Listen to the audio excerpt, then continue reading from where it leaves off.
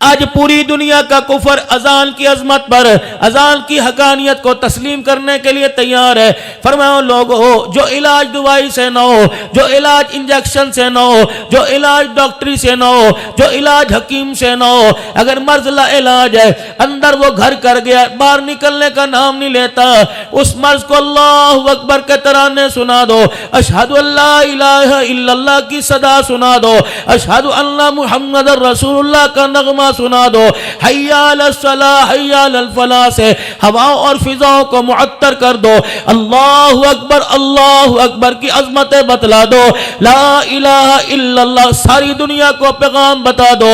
وہ مرض جو دوائی سے نہیں ٹھیک ہوتا، کہتے مریض کے پاس بیٹھ کے اذان دو، اللہ بڑے بڑے مرضوں کو دور فرما دیتا ہے۔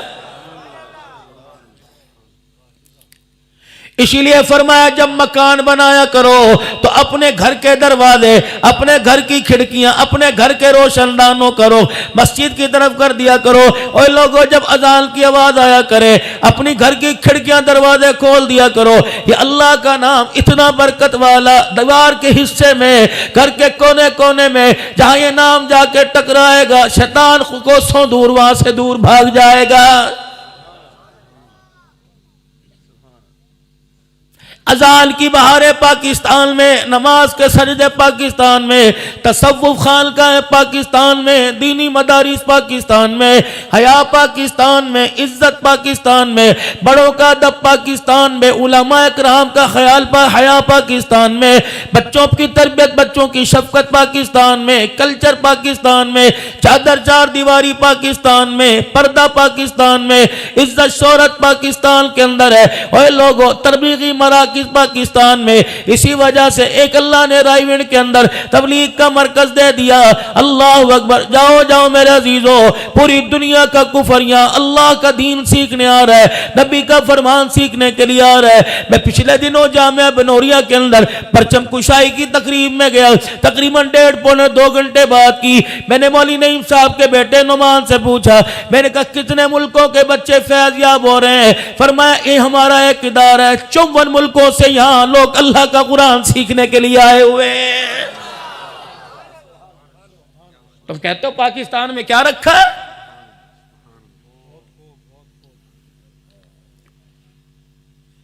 حیا کا کلچر پاکستان میں، بیٹی بہن ماں بیوی کی تمیز پاکستان میں، اور لوگوں ایک کمانے والا سارے کھانے والے پاکستان میں۔ جاؤ اندھی تقلید اور اندھی تہذیب والے ملکوں کے اندر چلے جاؤ، 15 سال کا بچہ جب تک کما کے نہیں لائے گا ماں اس کے لیے روٹی پکانے کو تیار نہیں، یا 15 سال کے 10 بے روزگار پڑے ہیں۔ اللہ جل شانہ کا اس ملک پر کتنا احسان ہے، بھوکا سب کو سلاتا کوئی نہیں، بھوکا سب کو اٹھاتا کوئی نہیں۔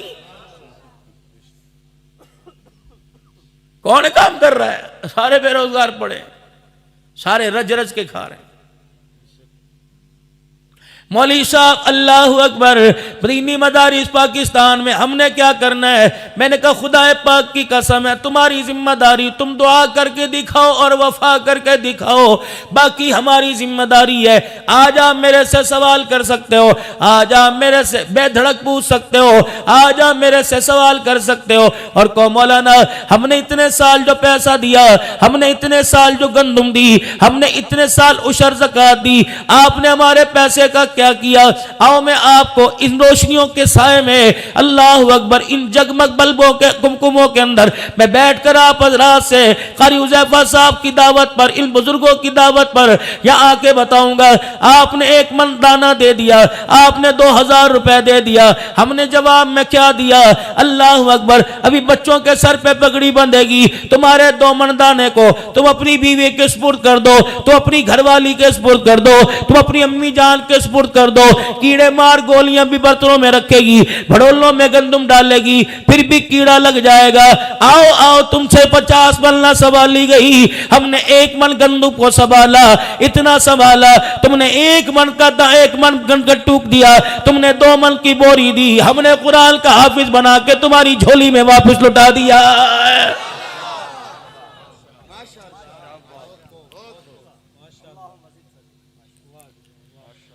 میرے سے سوال کرو ہمارا 1000 روپیہ کہاں گیا؟ آؤ میں تمہیں دین کا خادم بتاتا ہوں، تمہارا 1000 روپیہ کسی بینک میں نہیں ہے، تمہارا 1000 روپیہ میرے عزیزوں کسی تجوری میں نہیں ہے، تمہارا 1000 روپیہ کسی لاکر میں نہیں ہے۔ ہم نے ایسی جگہ محفوظ کر دیا جہاں سے موت بھی تیرا میرا پیسہ نہیں چرا سکتی۔ مولانا ہمارا پیسہ کہاں ہے؟ میں نے کہا مسجد کے منبر پر۔ ہمارا پیسہ کہاں ہے؟ کہ مسجد کے محراب میں۔ ہمارا پیسہ کہاں ہے؟ نہیں یقین آتا، رمضان المبارک میں دیکھ لینا، گھر گھر میں تراویح ہوگی، چھتوں پہ تراویح ہوگی، مکانوں میں تراویح ہوگی، بیٹھکوں میں تراویح ہوگی۔ تو 1000 روپے کا بتانا، میں قرآن والے کو بتاؤں گا، اگر وہ تجھے الف لام میم سے لے کر والناس تک پڑھ کے سنا دے، پھر میرے عزیزو ہمیں سینے سے لگانا اور کہنا مولوی صاحب آپ کا احسان ہے، آپ نے ہمارے 1000 روپے کا حق ادا کر دیا۔ فوت ہوئے جنازے کس نے پڑھائے؟ بیٹی تیری، بیٹا تیرا، ابا بھی حاجی ہے، دادا بھی حاجی ہے، جس کو اللہ نے نعمت دی، رحمت دی، وہ بھی حاجی۔ بتاؤ اذان دینے کے لیے کسے بلایا؟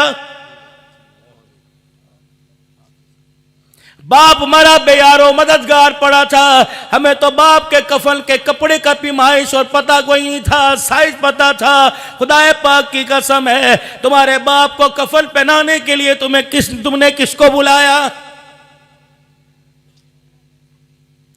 مال تیرے پاس، دکان تیرے پاس، کلبہ تیرے پاس، برادری تیرے پاس، خاندان تیرے پاس، لیکن باپ کے لیے مغفرت کی دعا کرنے کے لیے، جنازہ پڑھانے کے لیے بتاؤ تم نے کس کو دعوت دی؟ ابا جان بیمار ہے، بستر مرگ پہ پڑا ہوا ہے، اللہ اکبر، بتاؤ مسجد سے کون آیا؟ قاری آیا، مؤذن آیا، خطیب آیا، ادیب آیا، مولوی صاحب آئے، اللہ اکبر۔ احسان مانو ہمارا، موت کا وقت نزاع کا عالم تھا، باپ کے کار میں کلمہ کس نے یاد کرایا؟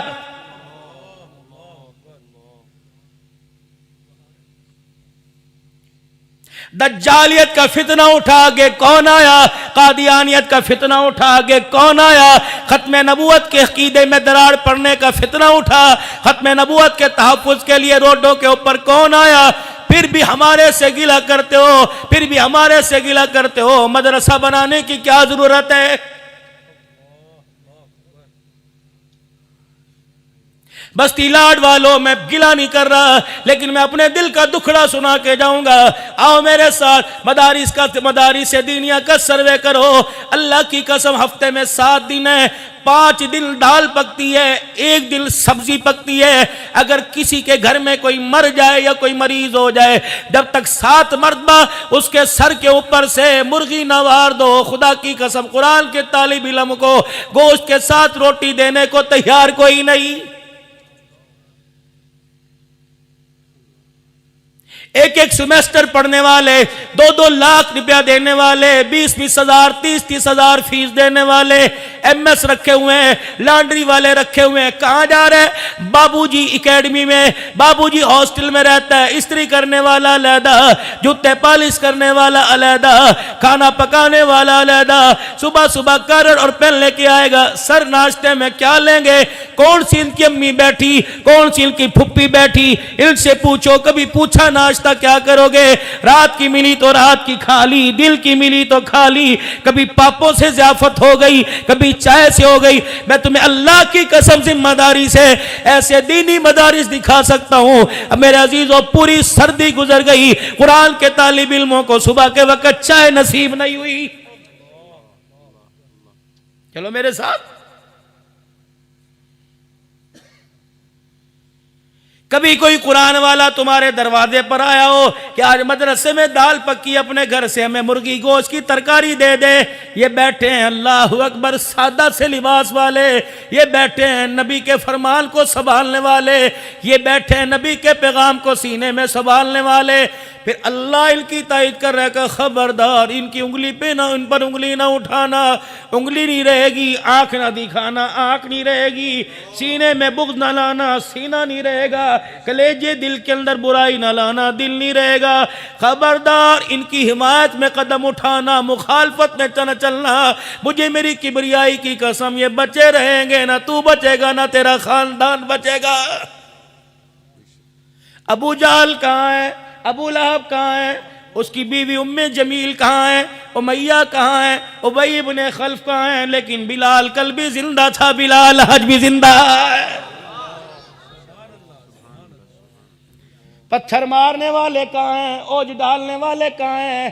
راستے کے اندر کانٹے بچھانے والے کہاں ہیں؟ لیکن قرآن کل بھی بہاروں کے ساتھ زندہ تھا، قرآن آج بھی بہاروں کے ساتھ موجود ہے، کیونکہ انا نحن نزلنا الذکر وانا لہ لحافظون۔ قرآن میرا حفاظت میں کروں گا، قرآن میرے والے، قرآن والے میرے ہیں، حفاظت ان کی بھی، اور لوگوں قیامت کی صبح تک کر کے دکھاؤں گا۔ یا اللہ کیا حفاظت بستی ملوک کے اندر، کیا حفاظت لاڑ میں، قصبہ مڈل میں، شوجہ آباد میں، ملتان میں ہوگی؟ فرمایا نہیں عبدالحنان آج جو تیرا دل چاہتا ہے کہہ دے، میں تیری بات کو پورا کروں گا۔ میں نے کہا اللہ میں اگر کہہ دوں اللہ غنی، حفاظت زمین کے اوپر بھی ہوگی، زمین کے نیچے ہوگی۔ عبدالحنان کہہ دے پھر اللہ میں کہہ دوں تو بات پوری کرے گا۔ فرمایا تو 1400 سال پہلے میں نے اپنے نبی کے ذریعے پوری کرا دی۔ چلو چلو میں اپنے حفظ آباد نہیں لے کے جاتا، چلو چلو میں عبدالشکور ربانی صاحب کے علاقے میں نہیں لے کے جاتا، چلو چلو میں اپنے علاقے میں نہیں آپ کے علاقے میں، اور چلو یار دل کے اجالے کا انتظار نہ کرو، رات کے اندھیرے میں چلو، اپنے آبائی قبرستان میں چلو، مجھے ساتھ لے جاؤ۔ رب کعبہ کی قسم ہے وہ قبر کے اوپر کتبہ دکھا دو جس پہ حافظ قرآن لکھا ہوا ہے، اپنے گھر سے کسی پھوڑا کدال لے کے آؤ، خدائی میں کروں گا۔ رب کعبہ کی قسم ہے میں تمہیں قبر کشائی کھول کے قبر بتاؤں گا، جو سینے میں قرآن لے کے گیا خدا نے اس کا سینہ بھی بچا رکھا، اس کا کفن بھی بچا رکھا۔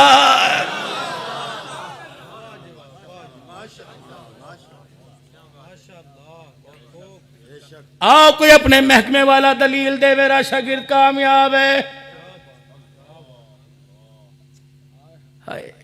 آؤ کوئی دلیل۔ لیکن اللہ اکبر، تمہیں ایک واحد ایسا استاد دکھاتا ہوں جس کا ہر شاگرد کامیاب ہے۔ تن پہ کپڑا نہیں، پیٹ میں روٹی نہیں، سر پہ اکال ٹوپی کوئی نہیں، پیر میں جوتا کوئی نہیں، لیکن نبی کی شاگردی میں آیا، چل مکے کی گلیوں میں رہا ہے، آواز جنت کے اندر سنائی دے رہی ہے۔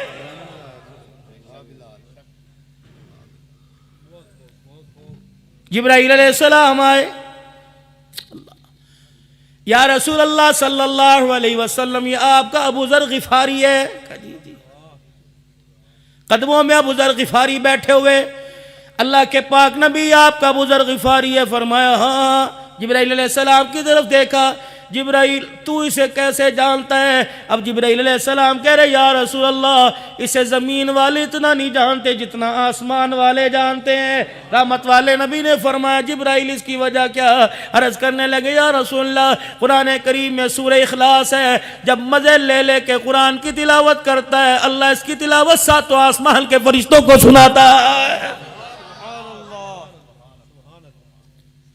غزوہ تبوک کے موقع پر سرکار صحابہ کی صفیں سیدھی کرا رہے ہیں، اتنے میں ہواؤں میں ایک جنازہ اڑتا ہوا آیا۔ اللہ رحمت دو عالم صلی اللہ علیہ وسلم کے سامنے جنازہ رکھا، آپ نے نقاب اٹھایا چہرے سے، نبوت کی آنکھوں میں آنسو آ گئے۔ آپ نے فرمایا صحابہ صفیں درست فرماؤ۔ صحابہ اکرام نے جنازے کی نماز کے لیے صفیں درست فرمائی، اللہ کے پاک نبی نے نماز جنازہ پڑھائی۔ پھر میرے عزیزوں دیکھا کسی نے کندھا نہیں دیا، کسی نے ہاتھ نہ لگایا، جنازے کی چرپائی پھر ہواؤں فضاؤں میں اڑی مدینے کی طرف چلی گئی۔ صحابہ اکرام حیران پریشان۔ آپ نے فرمایا پریشان نہ ہو، یہ کوئی فرشتے کا جنازہ نہیں، یہ کسی جن کا جنازہ نہیں، یہ خادم قرآن معاویہ بن معاویہ لیثی کا جنازہ ہے۔ اللہ اکبر۔ میں تبوک میں یہ مدینے میں اس کے دل کے اندر خواہش پیدا ہوئی، اللہ مجھے موت آئے تو میرا جنازہ کملی والا پڑا ہے۔ فرمایا خادم قرآن ہے، اللہ نے اس کی موت کی وقت کو آرزو کو اللہ نے پورا فرما لیا۔ مرا مدینے میں، آسمان سے خدا نے فرشتوں کو بھیج دیا جو اس کا جنازہ اٹھا کے تبوک کے میدان میں لائے۔ میں محمد نے جنازہ پڑھا، انی ارا ما لا ترا، میری آنکھیں دیکھ رہی ہیں، فرشتے اس کو اپنے ہاتھوں سے قبر کے اندر اتار رہے ہیں۔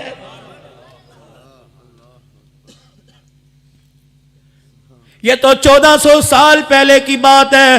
اور آج کے دور میں تمہیں قرآن والے دکھاؤں. اللہ اکبر. اگر شہادت کا جام لے کے گئے تو خون سے جنت کی خوشبو آئی. جس ایمبولینس کے اندر لیٹے اسٹریچر سے جنت کی خوشبو آئی. جس قبر کے حوالے کیا گیا اس کی مٹی سے میرے عزیزو جنت کی خوشبو آئی. جنہوں نے غسل دیا ان کے ہاتھوں سے جنت کی خوشبو آئی. جنہوں نے کندھا دیا ان کے کندھوں سے جنت کی خوشبو آئی. اوے لوگو نہیں یقین آتا خیر پور کے اندر جا کے دیکھ لے. ایک خدا کا مرد قلندر علی شیر حیدری آرام فرما رہا ہے جو قرآن کے خادموں کا نوکر بن کے گیا. پروردگار عالم نے اس کی نوکری کا چرچا پوری دنیا کے اندر عام کر دیا. اوے لوگو یہ وہی لوگ ہیں جنہیں اللہ کا قرآن کہتا ہے وَلَا تَقُولُوا لِمَن يُقْتَلُ فِي سَبِيلِ اللَّهِ أَمْوَاتٌ بَلْ أَحْيَاءٌ وَلَكِن لَّا تَشْعُرُونَ. آج ایک فکر دے کے جا رہا ہوں, آج ایک نظریہ دے کے جا رہا ہوں, آج ایک سوچ دے کے جا رہا ہوں. رب محمد صلی اللہ علیہ وسلم کی قسم ہے اور لوگوں قرآن والے بن جاؤ, پڑھنے والے بن جاؤ, پڑھانے والے بن جاؤ, محبت کرنے والے بن جاؤ, تعاون کرنے والے بن جاؤ, پانچواں انگلی اٹھانے والے نہ بننا. جس طرح آٹے میں نمک کا نہیں پتہ لگتا, انگلی اٹھانے والے مخالفت کرنے والے کا قبر میں ایسے پتہ کوئی نہیں لگے گا.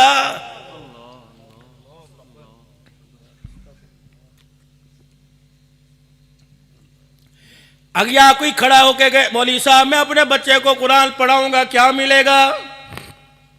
کون ہے یہ لاڑ میں یہ چونک میں فروٹ کی ریڑھی لگاتا ہے؟ کون ہے یہ درزی کا کام کرتا ہے؟ کون ہے یہ مزدوری کرتا ہے؟ ہائے قرآن آیا غریبوں میں رہا غریبوں میں. لیکن اللہ کا شکر ہے ذی شعور لوگوں کو اللہ نے عقل عطا فرمائی. اب دنیا دار طبقہ بھی یہ سمجھ بیٹھا کہ عزت ملے گی تو یہاں ملے گی. اب یہاں ہلکی سی مجھے بو آئی, اوہو وہ کس چیز کی آئی کہ یار یہ جب بھی مولوی بیٹھتے ہیں کالج یونیورسٹیوں کی مخالفت کرتے ہیں اور دینی اداروں میں کہتے ہیں دو بچے تو کالج نے کیا ان کے لیے نقصان کیا. میری بچی 11ویں کلاس میں پڑھ رہی ہے, میں کیوں پڑھا رہا ہوں لیکن اللہ کی قسم روزانہ میرا دل دھک دھک کرتا ہے الہی عزت کے ساتھ جائے, عزت کے ساتھ واپس آئے.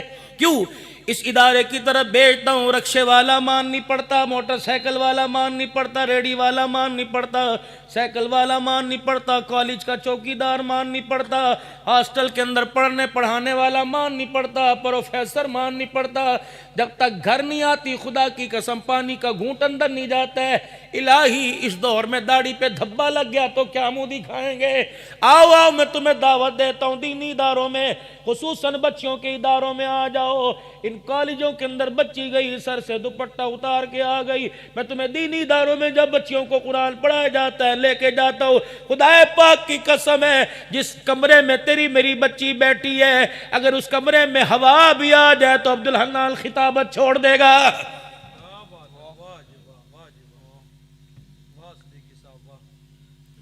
جس مولوی صاحب کے مکان میں مدرسہ ہے جب تک تیری میری بچی اس مکان کے کمرے میں, مولوی صاحب بھی اپنے گھر میں نہیں جاتا. کیا میرا نہیں دل کرتا میری بیٹی ڈاکٹر بنے؟ کیا میرا نہیں دل کرتا میری بچی پائلٹ بنے؟ کیا میرا نہیں دل کرتا میری بچی انجینئر بنے؟ لیکن اللہ کے واسطے ڈگری بڑی مہنگی ہے. کبھی برقع اتر جاتا ہے, کبھی چادر, کبھی کپڑے اتر جاتے ہیں. اتنی تو مہنگی نہ کرو ڈاکٹر کی ڈگری. میں اپنی بچی کو پڑھانا چاہتا ہوں, بتاؤ کون سے کالج کون سے کلچر میں پڑھاؤں؟ میں کالج یونیورسٹی کی تعلیم کا مخالفت کوئی نہیں, لیکن میری غیرت گوارا نہیں کرتی دوسرے شہر کا بچہ میری بچی کے ساتھ ایک ڈیسک کے اوپر ٹانگ کے ساتھ ٹانگ جوڑ کے بیٹھ جائے. میری غیرت گوارا نہیں کرتی. ہندوؤں کی ہولی ہوتی ہے, ہماری بچیاں لڑکوں کے ساتھ مل کے کلر ڈے منانے لگ جائیں. میری بچی برقع پہن کر کالج میں جاتی ہے, اگلے دن سیلفی کے ساتھ کسی کے موبائل کے اندر آ جاتی ہے. میں کس کے ہاتھ پر اپنا لہو تلاش کروں؟ او لوگو خدا سے خیر مانگو, اللہ کرے یہ پلکیں یہ آنکھیں پلکوں کو غسل خیر والے آنسوؤں سے دے، اے لوگوں ندامت والے آنسوؤں سے نہ دے۔ ہم نے اپنی بچیوں کو نہیں، کئیوں کی بچیوں کو میرے عزیزو ہم نے اس روشن خیالی کے اندر رلتے دیکھا۔ میں اس تعلیم کی مخالفت کرتا ہوں کہ میری بچی کسی دوسرے کے بچے کے ساتھ مری میں پکنک منانے کے لیے چلی جائے، کہ یہ کلچر اسلام کا ہے۔ اللہ اکبر، میں بار بار عرض کرتا ہوں اے لوگوں، ملک شام کے اندر جب میں نے بچی کے سر پہ چادر دی، بھائی عبدالشکور پھر سناتا ہوں، اللہ اکبر، فندق المنصور میں میرے عزیزو سیدہ زینب کے روزے کے پاس ہمارا ہوٹل تھا، جو کھانا میں دیا کرتی تھی اس کا نام بچی کا نسرین تھا۔ میرے عزیزو میں نے ایک دن اسے بلایا، میں نے کہا بیٹی یہاں، اللہ اکبر، تنگ لباس، آنکھیں نیچی ہو رہی تھی لیکن تھی مسلمان، کیا کرے؟ انہوں نے اپنا کلچر، اپنی تہذیب، اپنا تمدن جو تھا وہ پاؤنڈ اور ڈالر کے چکر میں بیچ دیا۔ نہ مکان رہا، نہ جہان رہا، نہ عزت رہی۔ میں نے کہا میں تجھے کچھ ہدیہ دوں کا کیا دے گا؟ میں نے اوپر اپنی گھر والی سے کہا ہوٹل میں سے کمرے میں سے چادر لے کے آ، وہ چادر لے کے آئی، میں نے بچی کو بلا کے اس کے سر پہ ڈال دی۔ میرے گھر والے ڈر گئے یہ لان تان نہ کرے۔ پتہ ہے وہ لوگوں، اس نے کردار محمدی کا مظاہرہ کرتے ہوئے میرا ہاتھ پکڑا، بیٹی ہونے کے ناطے باپ کے ہاتھ کو چومنا شروع کر دیا۔ رو بھی رہی تھی اور اس کے آنسو میرے ہاتھ کی پشت پہ گر رہے تھے۔ اللہ اکبر، مجھے کہنے لگی ساتھ والے مندوب سے، کہنے لگی یہ آسمانی مخلوق ہے، یہ مدینے سے لوگ آئے ہیں، یہ کون ہے؟ یہ محمد کے شہر سے آئے ہیں۔ میں نے کہا نہیں، ہم تو پاکستان سے آئے ہیں۔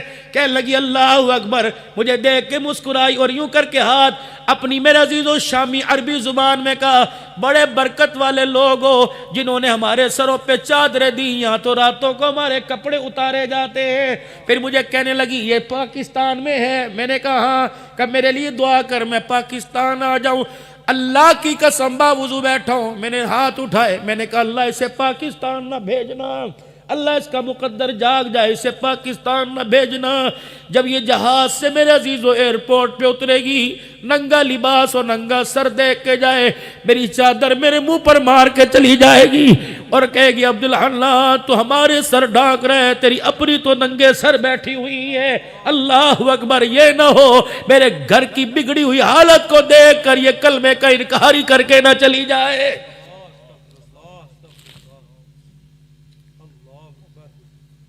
لیکن آج میرے ویرو، اگر میری مائیں بہنیں سن رہی ہیں، میں آج آپ کو سیدہ زینب کا درد بھرا ایک پیغام دے کے جاؤں گا۔ کون زینب جس کی قبر پہ ام المصائب لکھا ہوا تھا؟ کون زینب جو نانے کی گودی میں کھیلی؟ نانا محمد مصطفیٰ، نانی خدیجۃ الکبریٰ، بھائی حسن مجتبیٰ، اماں فاطمہ الزہرا، بابا علی المرتضیٰ، جنت کی شہزادیاں۔ اوے لوگو، میں نے نجف کے اندر حضرت علی کا مکان دیکھا، میں اور میری بیوی حضرت پیر محمد شاہ صاحب، پیر حبیب الرحمان توسوی گھنٹوں بیٹھ کے سیدہ اللہ اکبر حضرت علی کے مکان میں روتے رہے۔ 1.5 مرلے کے مکان میں 6 کمرے، ایک کمرہ حسن حسین کا، ایک کمرہ میرے عزیزو حضرت رقیہ ام کلثوم کا، ایک کمرہ حضرت زینب کا، ایک کمرہ حضرت علی کا، ایک ام المنیل کا، ایک حضرت عباس کا۔ اللہ اکبر، چھوٹے چھوٹے کمرے، بستر بچھانے کی جگہ کوئی نہیں۔ ان کمروں کے باہر میرے عزیزو ایک کنواں بنا ہوا تھا۔ سمجھ میں آتی ہے کون سا انجینئر ہے جو گھر کے اندر کنواں بنا گیا؟ کنواں تو باہر ہوتا ہے تاکہ نکاسی کا التظام ہو، پانی کے بہنے کا التظام ہو۔ مجھے کہنے لگے مولوی صاحب یہ گھر تیرا نہیں، یہ گھر نبی کے داماد علی المرتضیٰ کا ہے۔ میں نے کہا کیوں؟ کہ اس نے پانی کا کنواں بھی اپنے کمرے کے اندر ہی بنوا لیا کہ میری بیٹیاں پانی بھرنے کے لیے باہر نہ جائیں، ان کی جتی کے رنگ پر بھی کسی غیر محرم کی نظر پڑ جائے۔ مجھے ایمانداری سے بتا، تو ان کے نام پر نام زینب رکھتی ہے، رقیہ ام کلثوم رکھتی ہے۔ سیدہ زینب کے روزے پر تقریباً میں 4.5 گھنٹے کے قریب بیٹھا رہا۔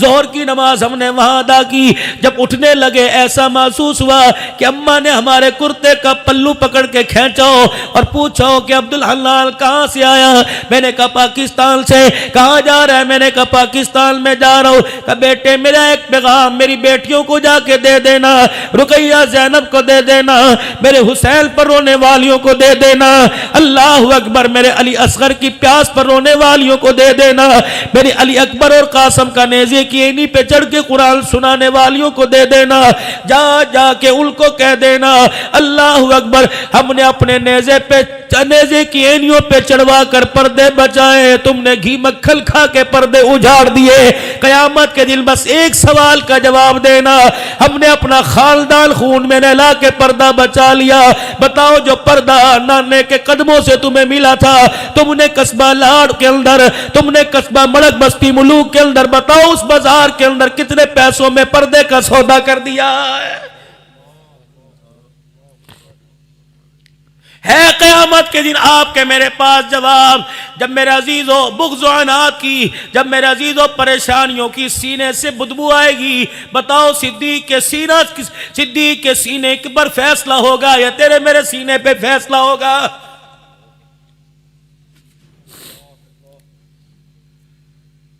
صفائی نصف ایمان ہے، مسجد کے اندر آتے ہیں کپڑوں سے گندگی صاف ہونی چاہیے، ہاتھ صاف ہونے چاہیے، منہ صاف ہونا چاہیے، جو دل میرے عزیزوں رشتہ داروں سے کہ گند سے بھرا پڑا ہے وہ بھی تو صاف ہونا چاہیے۔ جمعے کا خطبہ ارشاد فرما رہے اور اللہ اکبر، خطبہ ارشاد فرماتے خاموش ہو گئے، کون؟ سید الانبیاء صلی اللہ تعالی علیہ وسلم خطبہ ارشاد فرماتے، آپ خاموش ہوئے، فرمایا خبردار میری مجلس میں سے وہ آدمی اٹھ کے چلا جائے جو اپنے رشتہ داروں سے ناراض ہو، خبردار اسے میں محمد کے پیچھے جمعے کی نماز پڑھنے کی اجازت کوئی نہیں۔ سارے صحابہ پریشان ہیں، کیا ہوگا؟ اللہ اکبر، ایک کونے سے ایک صحابی اسید بن حضیر اٹھے، شرمندہ مسجد نبوی سے باہر نکلے اور ننگے پیر دوڑے اپنی پھپھی کا جا کے دروازہ بجایا، ماسی دروازہ کھول۔ اس نے کلمہ نہیں پڑھا تھا، بوا کھول کے کھڑی ہو گئی، کیا ہے؟ شکر دوپہرے تنگ کرنے کے لیے آ گیا۔ فرماتے میں جا کے ماسی کے پیروں میں پڑ گیا کہ ماسی مجھے سینے سے لگا لے ورنہ رحمت والا سینہ انہوں نے میرے سے دور کر دیا ہے۔ وہ کہہ رہے ہیں جب تک اپنوں کو راضی نہیں کر کے آئے گا تجھے میں محمد عربی صلی اللہ علیہ وسلم کے قدموں پہ بیٹھنے کی اجازت نہیں۔ بتا تجھے ناراض کروں تو وہ روٹھ گیا تو خدا روٹھ جائے گا۔ پھپھی جلدی کر، وہ بھی اکڑ کے اندر آ گئی، کمرے میں جا کے کونے میں بیٹھ گئی۔ تو صحیح چلے گئے اور جا کے لگے پھپھی اٹھ جا کر، میں نہیں اٹھتی۔ اللہ اکبر، میرے عزیزو اس کے اندر بھی راز تھا، یہ ادھر منہ کر کے رونے لگے، وہ ادھر منہ کر کے رونے لگی۔ حضرت سید نے جب پھپھی کے رونے کی آواز سنی، کہنے لگے پھپھی میں تو اس لیے رو رہا ہوں کہ انہوں نے وہ ناراض ہو گئے، تو کس لیے رو رہی ہے؟ اپنی چنی سے اپنے آنسوؤں کو صاف کر کے کہنے لگی اللہ اکبر، مجھے کیا پتا تھا جس کو میں گالیاں دیتی ہوں وہ اپنوں سے زیادہ پیار کرنے والا ہے، جس کو میں گالیاں دیتی ہوں، جس کو برا کہتی ہوں، گھر کے دروازے پہ کھڑے ہو کے اس کے چہرے پر انگلیوں کے اشارے کر کر کے تانے دیتی ہوں، وہ میرے لیے بھی اتنا مہربان ہوگا۔ جلدی سے اٹھی، اللہ اکبر، اپنے آنسوؤں سے اپنے چہرے کو دھویا اور دوپٹہ سر پہ رکھ کے کہنے لگی جلدی کر جا، زندگی بے وفائی نہ کر جائے، میں تجھے معاف کرتی ہوں، ان کے قدموں میں بٹھا کے تو مجھے معافی دلوا دے۔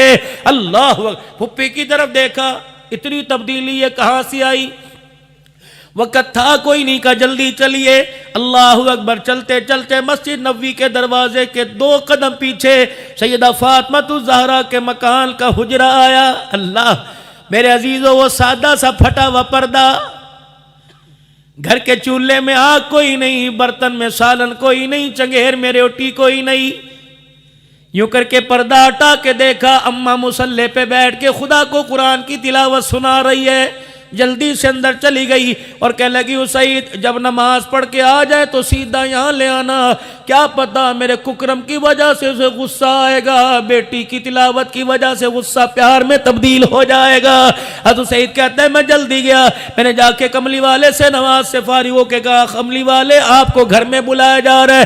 رحمت والے نبی صلی اللہ تعالی علیہ وسلم جب تشریف لے کے آئے، اللہ اکبر، میری پھپھی اللہ غنی سیدہ فاطمہ کی کمر کے پیچھے پیچھے چھپ گئی. اللہ غنی. اماں نے ایک ہاتھ میں رب کا فرمان لے رکھا ہے اور آنکھوں کے اندر آمنہ کے لال کا شان لے رکھا ہے. اللہ اکبر. دوسرے ہاتھ کا اشارہ کر کے کہنی کملی والے بڑا مان لے کے آئی ہے, مان نہ توڑنا. حضور نے فرمایا فاطمہ کیا ہے؟ کہ کملی والے اللہ اکبر یہ مان لائی ہے. اور اس نے مجھے آتے کہا اے فاطمہ مجھے پتہ ہے مدینے میں جتنا اللہ کا نبی تیرے سے پیار کرتا ہے اتنا کسی سے نہیں کرتا. اے فاطمہ اس پیار کا واسطہ آج اپنے ابے محمد سے مجھے معافی دلا دے. اما فاطمہ کہنے لگی ابا اسے نہ دیکھ, میری آنکھوں کے حالے میں آنسو دیکھ. کتنا شفیق باپ ہے. اے لوگو تم بیٹیوں پر ہنستے ہو, محمد بیٹیوں پہ رو رہا ہے. اللہ اکبر. اے لوگو خدا پاک کی قسم ہے شادی ہو جائے اللہ اکبر اللہ اکبر اللہ سے محمد عربی کی نسبت مانگ لو, بیٹے تو مل جائیں گے. کیا پتا کوئی اٹھا کے مارے پٹک دے گا, کیا پتا جو دو روٹیوں پہ تانا دے گا. اے لوگوں میں نے اپنے بڑوں سے سنا ہے بیٹے جائیداد کے وارث بن جاتے ہیں, بیٹیاں باپ کی چرپائی کی وارث بن جاتی ہے. اللہ اکبر. میں نے ایسے گھروں کا پردہ ہٹا کے دیکھا جس گھر سے جنازہ اٹھے 4 دن ہوئے. اللہ اکبر. بیٹا سگریٹ پہ سگریٹ غم دور کرنے کے لیے لگا رہا ہے اور بیٹی ماں کی جھولی میں سر رکھ کے باپ کے لیے آنسو بہا رہی ہے. میں نے کہا بیٹی کیا ہوا؟ کہ دنیا کہتی روٹی کھا لے, 4 دن ہو گئے میں اپنا باپ ہی کہیں نظر نہیں آ رہا ہے. ایک اور ذمہ داری سے کہتا ہوں بیٹے کو باپ کی برسی سال یاد نہیں ہوتا. بیٹی روتی ہوئی شام کو آ جاتی ہے اور پھول کر کے کہہ دیتی ہے بھیا تجھے پتہ نہیں آج ہمارے ساتھ کیا ہوا تھا, آج ہمارا گھر اجڑا تھا, آج ہم یتیم ہو گئی تھی, آج ہمارے گھروں میں کوہرام بچا تھا, کیا ہوا تھا بھیا تجھے پتہ ہے ابو آنکھیں بند کر کے لیٹ گئے تھے, میں پیر پکڑ پکڑ کے اٹھا رہی تھی, ابو نے آنکھ نہ سنی. وہی ننھی جو باپ جس کی آواز پر ایک قدم ایک آواز پر اٹھ کے دوڑتا تھا, آج بلا بلا کے تھک گئی, میرے باپ نے پلٹ کے نہیں دیکھا. لاڈ والو اللہ غنی. میں نے اپنے بڑوں سے سنا فرمایا جب جنازہ گھر سے اٹھتا ہے ساری دنیا مرنے والے کو روتی ہے, مرنے والا کندھا دینے والوں کو دیکھ کے روتا ہے. پتہ ہے کیا کہتا ہے؟ کہتا خیال کرنا ایک بیوہ 4 یتیم بچیاں چھوڑ کے جا رہا ہوں, میرا جنازہ اٹھنے کے بعد میرے گھر کو میلی آنکھ سے نہ دیکھنا, میری عزت اجڑ جائے گی, قبر کے اندر میرا کلیجہ پھٹ جائے گا. نوجوانوں ایک پیغام دے کے جا رہا ہوں, اگر تمہارے گھر کو 2 گلیاں جاتی ہے, اگر تمہارے گھر کو 2 راستے جاتے ہیں, اس راستے پہ جانا چھوڑ دو جس راستے پہ یتیم بچیوں کا مکان ہے. کیا پتا تیرے بار بار گزرنے کی وجہ سے یتیم بچی کے مکان کی دیوار پر انگلی اٹھ جائے, اس کی عزت کا جنازہ نکل جائے. اللہ اکبر. راستہ بدل کے جا, جس راستے پہ بیوہ یتیم کا گھر ہے اس راستے کی دیوار کی چھاؤں سے بھی بچ کے جا. اللہ اکبر. یتیم کی کیوں بچا لے, اس کی عزت کو تو بچا, خدا تیری میری عزت کو دنیا آخرت کے اندر بچائے گا. یہ درس محمدیہ, کردار محمدیہ اپناؤ, یہ بھی تمہیں سبق ملے گا ایک ٹوپی داڑھی والے سے ملے گا. ورنہ میرے عزیزو ویلنٹائن ڈے کا سبق لینا ہو تو بازاروں میں چلے جاؤ, اگر پردے حیا کا سبق لینا ہو تو قرآن کے اداروں میں آ جاؤ. ناراض نہ ہونا, اپنے معاشرے اپنے کلچر کو درست کرنے کی کوشش کیجئے. آپ بھی نے بھی تو اسکول میں پڑھا, قسم اٹھا کے بتائیے ویلنٹائن ڈے تھا, یہ ہے کیا؟ اس کی گہرائی میں تو جاؤ کہ تیری بیٹی تیری پگڑی کی غیرت کا جنازہ 1 منٹ کے اندر نکال کے رکھ دے. پیٹرول مہنگا ہو گیا جی, گھی مہنگا ہو گیا جی, دفع کر ان چیزوں کو. کیا لوگوں نے ہنڈیا میں گھی ڈالنا چھوڑ دیا؟ کیا 160 روپے لیٹر پیٹرول ہے, کیا ہم بغیر پیٹرول کے چل رہے ہیں؟ اسی طرح دنیا کی گاڑی چل. افسوس اس بات پر تیری میری بیٹی نے دوپٹہ اوڑھنا چھوڑ دیا. افسوس اس بات پر پورا دل گزر گیا تیرے میرے گھر میں مصلی نہیں بچھا. افسوس اس بات پر 11 مہینے ہو گئے رمضان کے بعد تیرے میرے گھر میں کسی نے قرآن کھول کے نہیں دیکھا. افسوس اس بات پر میری 15 سال کی بیٹی نے موبائل کے اندر کوڈ لگا لیا, امی کو پتہ نہیں, ابو کو پتہ نہیں. افسوس اس بات پر ماں بیٹیاں 3 دن ہو گئے بات نہیں کر رہی. میں نے پوچھا ماں کیا بات ہے بیٹی بات کیوں نہیں کر رہی؟ کہنے لگی فون کی بیل بجی بغیر اجازت کے اٹھا لی بیٹی نے بولنا چھوڑ دیا. افسوس اس بات پر میرے عزیزو بیٹا باپ کے سامنے اکڑ گیا. افسوس اس بات پر ماں وہاں بیٹھی ہے بیوی کا ہاتھ پکڑ کے کہہ رہا ہے اس جھلی کی باتوں کا برا نہ بنایا کر. یہ پاگل تھی جو تیرے پیشاب کے پیپر بدلا کرتی تھی. یہ پاگل تھی جو تیری پوٹی گیلی والی جگہ پہ خود سو جایا کرتی تھی. یہ پاگل تھی فریش دودھ تیرے لیے ہر وقت تیار کر کے کھڑی ہوتی تھی. یہ پاگل تھی تیری وجہ سے اس نے باپ کے گھر جانا چھوڑ دیا. یہ پاگل تھی ماں کی میت پر تیری وجہ سے نہیں گئی. یہ پاگل تھی خدا کے واسطے اسے پاگل نہ کہے ورنہ اگر خدا نے تجھے پاگل کر دیا کتے کی بھوک کی طرح بھوکتا پھرے گا. اللہ کی قسم پیار والا پٹا تیرے گلے میں ڈالنے والا کوئی نہیں آئے گا. مولوی صاحب مجھے ماں باپ کا ادب کیسے کرنا چاہیے میں تجھے بتاتا ہوں. عبدالحنان کے ہاتھ میں لاٹھی ہے. مجھے آج تک اس لاٹھی نے ہی نہیں کہا کب تک چلائے گا. میں تھک گئی. میں رات کے 2 بجے ہاتھ میں لے کے کھڑا ہوا یہ تابعدار. میں صبح صبح دھند میں لے کے چلا یہ تابعدار. میں سفر حضر میں لے کے چلا تابعدار. میں سے مسجد میں لے کے گیا تابعدار. میں سے باتھ روم میں لے کے گیا تابعدار. میں سے ہوٹل میں لے کے گیا تابعدار. میں سے کچے فرش پہ ٹیک کے گیا تابعدار. میں سے ماربل والے فرش پہ لے کے گیا تابعدار. اس کی آنکھ ہے اس کے کان ہے اس کی زبان کوئی نہیں. فرمایا جس طرح لاٹھی اپنے پکڑنے والے کے لیے تابعدار ہے کبھی نہیں بولتی تو بھی اپنی ماں باپ کی طرح لاٹھی کی طرح تابعدار ہو جا. زبان کاٹ کے رکھ دے آنکھ کھول اور کانوں کے پردے کھول کے رکھ. وہ ہاں کرے تو ہاں کہہ دے وہ نہ کرے تو نہ کہہ دے. اللہ اکبر. میرے نبی صلی اللہ علیہ وسلم نے ارشاد فرمایا جس کے ماں باپ مرتے وقت اپنی اولاد کی طرف دیکھ کے ہنس کے چلے گئے اللہ اکبر اور اپنے بچوں سے کہہ گئے دنیا سے کہہ گئے ایسی اولاد اللہ سب کو دے. حضور نے فرمایا ساری دنیا قیامت کے دن مجھے تلاش کرے گی. میں ایسی اولاد کو تلاش کرتا پھروں گا جہاں مجھے نظر آ گیا اس کے ہاتھ میں ہاتھ ڈال کے حوض کوثر پہ لے کے آؤں گا. پھر جی بھر کے اپنے ہاتھوں سے جام کوثر پلاؤں گا. پھر میرے نبی نے اشارہ فرمایا پھر اس کے یہاں بوسہ دوں گا. پھر میں اس کا ہاتھ پکڑ کے جنت کی چوکھٹ پار کروا کے آؤں گا. ہاں اللہ کے نبی معاف کر دو معاف کر دو. پتہ اس نے کیا کیا اللہ کے پاک پیغمبر صلی اللہ علیہ وسلم کے سامنے آئی. کوئی ہدیہ نہیں کوئی خوشبو نہیں کوئی چاندی کا چھلا کوئی نہیں. سیدہ فاطمہ الزہرا کی پھٹی ہوئی چادر کا کونا لے کے آئی اور کہنے لگے محمد تجھے بیٹی کی چادر کا واسطہ انکار نہ کرنا. اللہ اکبر. رحمت والے نبی نے یوں دیکھا پھر آسمان کی طرف دیکھ کے ٹھنڈا سانس لیا. اماں کہتی میں نے دیکھا جب میرے باپ نے یوں دیکھا آنسو تب داڑھی پر آ رہے تھے. اللہ اکبر. اور اس بات کی حقیقت بتلا رہے تھے کہ دنیا والے کہیں گے سلام اس پر کہ اسرار محبت جس نے سکھلائے. سلام اس پر کہ جس نے زخم کھا کے پھول برسائے. اللہ اکبر. وہ آپ نے فرمایا جاؤ سید کی ماسی کیا یاد رکھے گی میں نے آج سارے گلے شکوے بھلا کے معاف کر دیا. اللہ اکبر. اماں کہتی جلدی سے میری چادر چھوڑی محمد کا رحمت والا لڑ پکڑ لیا کہ کملی والے اگر تو نے بھی معاف کر دیا تو پھر آج میں نے کفر کو خیر آباد کہہ کے محمد تیرا کلمہ پڑھ لیا. اشہد ان لا الہ الا اللہ واشہد ان محمد الرسول اللہ. اس سبق کو سننے کے بعد دنیا کہے گی خود نہ تھے جو راہ پر اوروں کے ہادی بن گئے. کیا نظر تھی جس نے مردوں کو مسیحا کر دیا.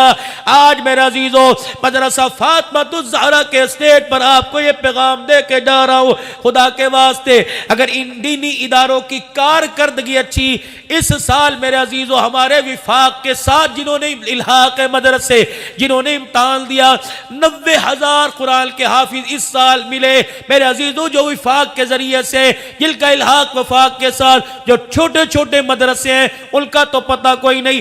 1,82,000 یعنی 2 لاکھ کے قریب عالم عالمات دیے. اللہ اکبر. یہ قرآن کی بہاریں نہیں تو اور کیا ہے؟ اِنَّا نَحْنُ نَزَّلْنَا الذِّكْرَ وَإِنَّا لَهُ لَحَافِظُونَ کا اظہار نہیں تو کیا ہے؟ اب آپ کی اور میری ذمہ داری کیا؟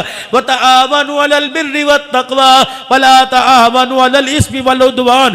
اگر یہ کام اچھا ہے، حقیقت کے اندر اچھا ہے، 100% نہیں، 1,000 نہیں، بلکہ 1 لاکھ نہیں، 1 ارب% اچھا ہے، تو پھر اٹھو ان قرآن والے اداروں کو آباد کرو، ان کی تعمیرات میں میرے عزیزو، علاج معالجے میں، طلباء اکرام کے خرچے پانی میں، دہم میں، درہم میں، سخن میں، اپنی صلاحیتوں کو، اپنے مال جان کو قربان کرنے کے لیے اپنا مال، اپنی صلاحیت، اپنی صلاحیت، اپنا وقت میرے عزیزو، اپنی مصروفیت، اپنا ذہن، اپنی کوشش، اپنی کاوش اللہ کے لیے، اللہ کے راستے میں قبول کر لو، کروا لو. میرے عزیزو، کون ہے جو قرآن والے اداروں کی نمائندگی کرے گا؟ کون ہے جو دینی اداروں کی نمائندگی کرے گا؟ کہہ دو انشاءاللہ ہم کریں گے. کو دونوں ہاتھ کھڑے کر کے کہہ دو انشاءاللہ ہم کریں گے. 3 مرتبہ کو کہہ دو انشاءاللہ ہم کریں گے. کہہ دو انشاءاللہ ہم کریں گے. کہہ دو انشاءاللہ ہم کریں گے.